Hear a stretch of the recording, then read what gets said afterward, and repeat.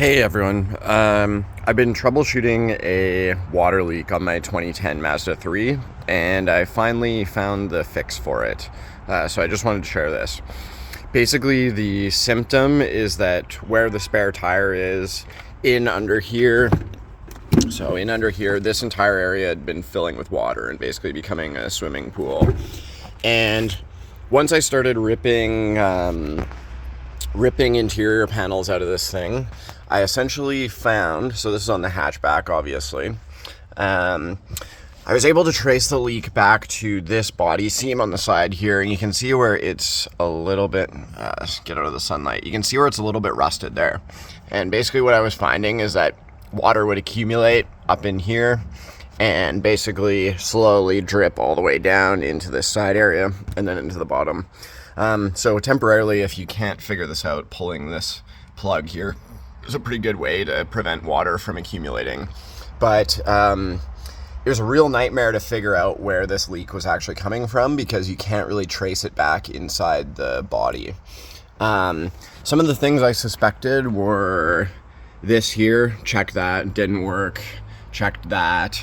I suspected it might have been from leaking around the hinges here or potentially the roof rack mounts as well. I checked all these things, had the whole roof ripped out. None of those seemed to work. I also replaced this trunk seal here too, which is a pretty common one. That didn't fix it as well. Eventually what it turned out to be is actually this body seal right here. And I finally figured it out. I was just pouring water on this, and eventually I found that pouring water right here would, about a couple minutes later, produce water coming down the inside of this seam here.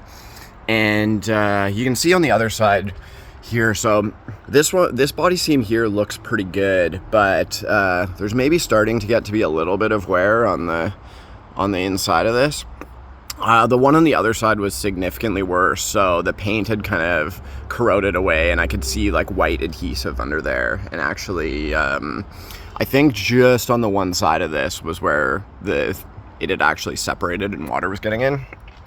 So I basically just took some RTV silicone and patched it over.